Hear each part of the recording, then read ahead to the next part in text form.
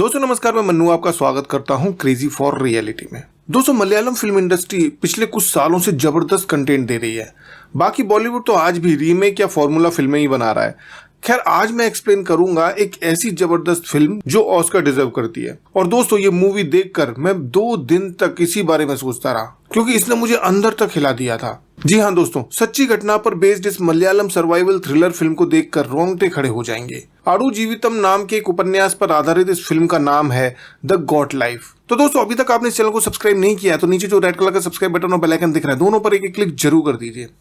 तो बिना time waste किए स्टार्ट करते हैं। तो मूवी के पहले सीन में हमें दिखाया जाता है कि रेगिस्तान में तूफान आ रहा है और वहां पर जो ऊंट बैठे हुए हैं वो भाग रहे हैं और फिर तूफान थमता है और रेगिस्तान की रात दिखाई जाती है। यानी कि रेगिस्तान का दिन और वहां का तूफान और फिर वहां की रात कैसी होती है ये दिखाया जाता है। सीन जंप होता है और हमें दिखाया जाता है कि वहां पर कुछ भेड़ों और बकरियों के साथ उनका पानी पीते हुए नजीब नाम के आदमी को। फिर कहानी चली जाती है फ्लैशबैक में, जहां दुबई एयरपोर्ट पर हम नजीब मोहम्मद को देखते हैं जो अपने पासपोर्ट को चेकिंग करा रहा होता है। यहाँ पर वो ऑफिसर इंग्लिश में बात कर रहा होता है लेकिन नजीब को इंग्लिश नहीं आती। नजीब के साथ उसका एक भाई भी है और उसको थोड़ी बहुत इंग्लिश आती है। वो लोग पासपोर्ट की चेकिंग करवाने के बाद एयरपोर्ट से बाहर आ जाते हैं लेकिन वहां पर उन्हें ले जाने वाला कोई एजेंट नहीं दिखता जिसके भरोसे वो आए थे। बाकी लोगों को उनके एजेंट एसी बस में लेकर निकल चुके होते हैं लेकिन उन दोनों को लेने के लिए कोई भी नहीं आया होता। वो दोनों दूर अनजान देश में अपने एजेंट का वेट कर रहे होते हैं। उनके पास एक आदमी आता भी है लेकिन उसे अरबी आती है और इन्हें अरबी आती नहीं। वो कुछ बोलकर वहां से चला जाता है। अब ये दोनों एयरपोर्ट के स्टाफ से एजेंट के नंबर पर फोन लगवाते हैं लेकिन वो स्टाफ बताता है कि आज फ्राइडे है और यहाँ हॉलीडे होता है और ये नंबर हो सकता है ऑफिस का हो इसलिए कोई उठा नहीं रहा हो। वो भी वेट करने की सलाह देता है लेकिन फिर एक शेख आता है और सामने से उनका पासपोर्ट उनके हाथ से छीन कर उनको गाड़ी में चलने के लिए कहता है और अपने ट्रक में पीछे बिठा लेता है। उन लोगों को लगता है कि यही एजेंट होगा लेकिन बाकी के एजेंट तो एसी बस में लेकर गए और ये टंडीला ट्रक में क्यों लेके जा रहा है। लेकिन फिर भी वो दोनों बैठे रहे। वो आदमी उस ट्रक में उन दोनों को रात में दुबई से काफी दूर यानी कि एक सुनसान रेगिस्तान में लेकर जाता है। वहीं पर नजीब उससे पानी मांगता है लेकिन वो पानी के लिए मना कर देता है। दुबई आए हुए काफी घंटे हो गए थे और उन्हें अपने घर पर कॉल करना था। नजीब उस आदमी से काफी रिक्वेस्ट करता है फोन करने के लिए लेकिन वो आदमी उनकी एक बात नहीं सुनता। अब एक जगह रास्ते में वो आदमी नजीब के भाई हकीम को उतार देता है और किसी दूसरे शेख के हवाले कर देता है। दोनों भाई काफी मना करते हैं, गिड़गिड़ाते हैं, मनाने की कोशिश करते हैं कि हमें साथ में ही रहना है, हमें साथ में ही काम करना है। नजीब उसको अपने साथ ले जाने के लिए बहुत बोलता है लेकिन वो आदमी उसको डरा धमकाकर मार पीट कर अपने साथ लेके चला जाता है और फिर वो बहुत दूर जाकर उसे भेड़ बकरियों के एक इलाके में लेकर जाता है जहां पर एक दूसरा शेख भी उसका इंतजार कर रहा होता है। अब ये लोग दुबई में बुरी तरह फंस चुके हैं। यहाँ हमें लगता है कि इन दोनों भाइयों को अलग अलग शेखों को बेच दिया गया है रेगिस्तान में बकरियां चराने के लिए। अब वो शेख जो नजीब को यहाँ पर लेकर आया था वो दूसरे शेख के हवाले करके वहां से चला जाता है। वहां नजीब को एक बूढ़ा आदमी दिखाई देता है लेकिन उस बूढ़े आदमी को सिर्फ तमिल आती थी। जब नजीब उससे पानी मांगता है तो बूढ़ा आदमी पानी की टंकी की तरफ इशारा कर देता है जहां जाकर नजीब थोड़ा पानी पीता है। अब रेगिस्तान में रात को ठंड पड़ रही होती है। अब नजीब सोए कहाँ पे, तो वो शेख के टेंट के अंदर जाकर सो जाता है और सपने देखने लगता है। तभी फ्लैशबैक में हम देखते हैं नजीब को मजदूरी करते हुए। वहां पर वो नदी के अंदर से रेत को बाहर निकाल रहा होता है और वहीं पर उसके और उसके दोस्तों के बीच दुबई के वीजे की बात चल रही होती है। अब नजीब बाहर जाना तो चाहता है लेकिन वो गरीब है, उसके पास पासपोर्ट और वीजा के लिए पैसे नहीं है। तो उसका दोस्त उसे मकान गिरवी रख के पैसे लेने की सलाह देता है क्योंकि सऊदी जाकर 2-3 महीने में ही वो काम करके अपना मकान छुड़वा भी सकता है। नजीब उसको वहां पर हाँ बोलकर अपने घर जाता है जहाँ उसकी माँ और उसकी बीवी दोनों ही नजीब के दुबई जाने के फैसले से खुश होते हैं। फिर नजीब का दोस्त उसको लेकर जाता है गांव के एक बड़े आदमी के पास जिसे नजीब अपना घर बेचकर उसको 1 लाख रुपए देता है और वहां पर उसे कहा जाता है कि उसको बॉम्बे एयरपोर्ट पर भी किसी एजेंट को कुछ और रुपए देने होंगे। तो नजीब मान जाता है और वहीं से सीन शिफ्ट होता है प्रेजेंट में और हम देखते हैं कि वहां पर शेख उसको अपने टेंट में सोते हुए देखकर गुस्सा हो जाता है और गुस्से में उसे मार पीट कर बाहर निकाल देता है। अब नजीब को बाहर ठंड में भेड़ बकरियों के पास ही सोना पड़ता है। अब इतनी ठंड में उसके पास बैग में एक अचार का डब्बा रखा हुआ होता है और वो उसको निकाल कर सूंघता है और अपने घर वालों को याद करते हुए सो जाता है। नजीब जब सुबह उठता है तो उसे पता चलता है कि दूर दूर तक रेगिस्तान के अलावा वहां कुछ नहीं है। सुनसान बियाबान तपता हुआ रेगिस्तान है। बगल में भेड़ों का एक बाड़ा है। उसको वहीं पर बकरी का दूध निकालते हुए एक बूढ़ा इंसान दिखता है। वो बूढ़ा इंसान जो दूध निकाल रहा होता है वो दूध नजीब को देता है। अब नजीब को उसकी तमिल समझ में आती नहीं है और वो भूखा प्यासा तो था ही, वो दूध पीने लगता है। तभी वो बूढ़ा आदमी उसके हाथ से दूध छीन कर उसमें और दूध डालता है और उसे इशारे से बताता है कि ये दूध अंदर जाकर शेख को देना है। फिर नजीब उस शेख को दूध देता है और उसके बाद वो उससे यहाँ से जाने की रिक्वेस्ट भी करता है। गिड़गिड़ाता है, हाथ जोड़ता है, पैर भी पड़ता है। लेकिन वो नहीं मानता। कुछ देर बाद इसी जगह पर वो पहले वाला शेख आता है जो नजीब और हकीम को एयरपोर्ट से यहाँ लेकर आया था। नजीब उससे भी बहुत रिक्वेस्ट करता है, लेकिन वो शेख भी नहीं मानता, बल्कि गुस्सा होकर नजीब को हंटर से मारने लगता है। नजीब का पासपोर्ट और पेपर भी वो शेख फाड़कर फेंक देता है। अब बेचारा नजीब क्या करे, बुरी तरह फंस चुका है। फिर कुछ देर बाद वो दोनों शेख रोटी बना रहे होते हैं और वो नजीब को अपने पास बुलाते हैं और रोटी का लालच देते हैं, क्योंकि नजीब ने कई दिनों से कुछ भी नहीं खाया होता। फिर वो मान जाता है, लेकिन रोटी इतनी कड़क होती है कि नजीब खा नहीं पा रहा उसको। तब शेख उसको बताता है कि इसको पानी में डुबो कर खाना है। फिर वहां पर एक टैंकर आता है जो कि बकरियों का दूध लेकर दुबई जा रहा होता है। नजीब मौका पाकर उस टैंकर के ड्राइवर से हेल्प मांगने की कोशिश करता है, लेकिन पहला शेख उसे देख लेता है और वहां पर आकर उसे हंटर से मारने लगता है। उस पर बंदूक से हमला करता है, जिससे नजीब घायल होकर नीचे गिर जाता है। फिर कहानी फ्लैशबैक में जाती है और हम देखते हैं कि कैसे नजीब की शादी हुई थी। शादी के बाद गुड न्यूज आती है और जब नजीब की वाइफ माँ बनने वाली थी तभी उसको यहाँ पर सऊदी आना पड़ा और हमें पता चलता है कि हकीम और नजीब कजिन ब्रदर हैं। कहानी प्रेजेंट में आती है और जब एक दिन सुबह नजीब उठता है तो उसे वो तमिल बूढ़ा इंसान नहीं दिखता। वो शेख नजीब से बकरियों का दूध निकालने को कहता है। अब नजीब को तो बकरी का दूध निकालना आता नहीं था और ये तो उस बूढ़े आदमी का काम था, लेकिन वो बूढ़ा आदमी तो दिख ही नहीं रहा। तब वो शेख चिल्लाकर उस पर गुस्सा करता है और तब से कुछ दिनों तक नजीब को वो सारा काम करना पड़ता है जो कि वो बूढ़ा आदमी पहले करता था। एक दिन जब नजीब बकरियों को चराते हुए पहाड़ी पर जाता है तब उसे पहाड़ी से नीचे कुछ दिखाई देता है और वो पता करने के लिए नीचे जाता है तो देखता है कि कुछ गिद्ध एक बॉडी को नोच रहे होते हैं, खा रहे होते हैं। जब नजीब उस डेड बॉडी को करीब से देखता है तो उसे ये पता चलता है कि ये तो उसी बूढ़े तमिल आदमी की डेड बॉडी है जो कि कुछ दिनों से गायब था। अब यहाँ पर नजीब बहुत ही ज्यादा बुरे तरीके से डर जाता है और यहाँ से भागने की सोचता है और वो यहाँ से भागना शुरू भी कर देता है। बहुत तेजी से रेगिस्तान की तरफ भागता रहता है और उस शेख की नजर उस पर पड़ जाती है। वो शेख अपने ऊंट पर बैठकर उसका पीछा करता है और अपनी गन से उस पर हमला करता है। वो अपने गन के बट से उसके दोनों पैरों पर मारता रहता है, जिससे नजीब एक पैर से लंगड़ा हो जाता है और हमें दिखाया जाता है कि धीरे धीरे कई साल गुजर जाते हैं, लेकिन नजीब यहीं पर भेड़ों को चराने का काम कर रहा होता है। एक दिन वो अपने आप को गाड़ी में लगे शीशे में देखता है और रोने लगता है, क्योंकि उसका चेहरा पहले से बिल्कुल ही बदल चुका था। उसका शरीर भी बहुत ज्यादा पतला हो चुका था और धूप में वो बहुत काला भी हो चुका था। रेगिस्तान में जहाँ पीने के पानी की किल्लत है वहाँ वो नहाएगा कैसे?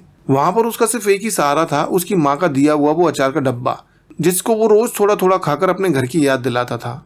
और फिर हम देखते हैं कि नजीब भेड़ें चरा रहा होता है और आसमान से बारिश होने लगती है, जिससे बचने के लिए वो भेड़ों के साथ चट्टान के पीछे छुप जाता है और उसे पता चलता है कि वो चट्टान अंदर से खोखली है। उस चट्टान से होते हुए जब आगे जाता है तो वहां पर उसका भाई हकीम दिखता है, जिसको आखिरी बार उसने 3 साल पहले देखा था।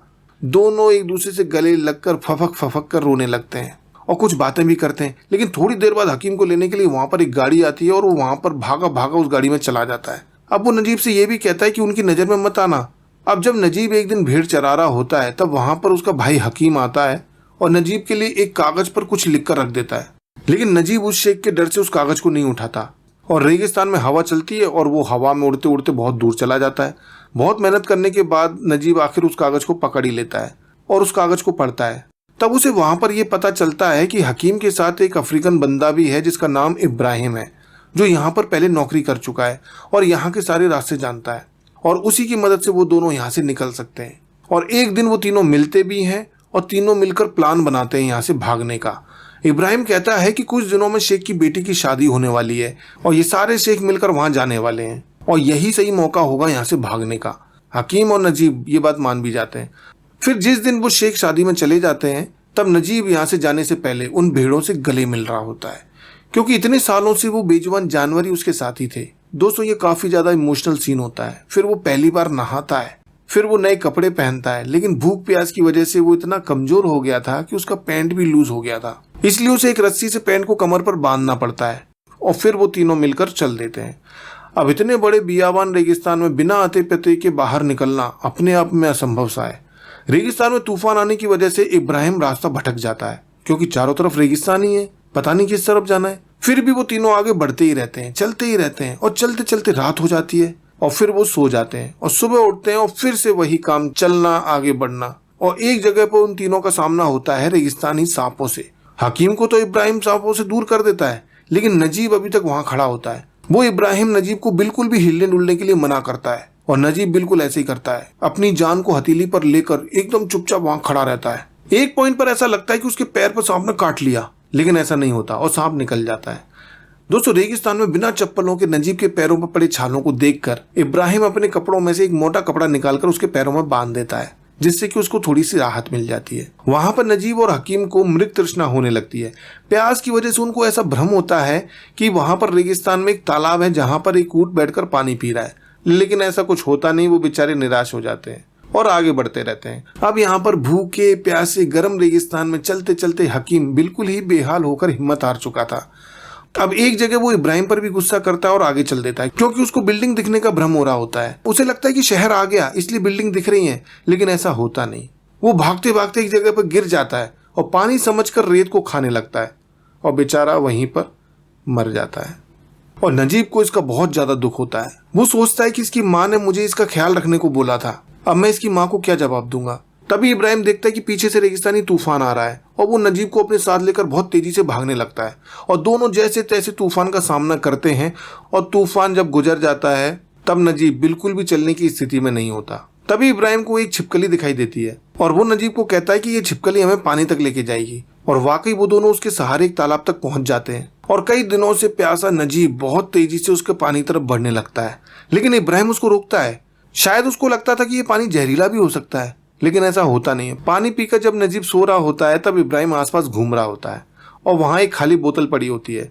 जब नजीब सोकर उठता है तब उसे उस बोतल में पानी मिलता है, लेकिन इब्राहिम नहीं दिखाई दे रहा। इसका मतलब शायद ये होगा कि इब्राहिम या तो मर चुका है या उसे छोड़कर जा चुका है। खैर दोस्तों, अब नजीब जैसे तैसे कर आखिरकार रोड तक पहुंच ही जाता है और रोड पर आकर बहुत सारी गाड़ियों से लिफ्ट मांगता है, लेकिन उसे एक भिखारी समझकर कोई लिफ्ट नहीं देता। लिफ्ट मांगते मांगते पूरा दिन निकल जाता है। अगले दिन वहां पर एक रोल्स रॉयस आकर रुकती है और उसमें बैठा एक शेख नजीब को लिफ्ट देता है, लेकिन ये शेख भला इंसान था।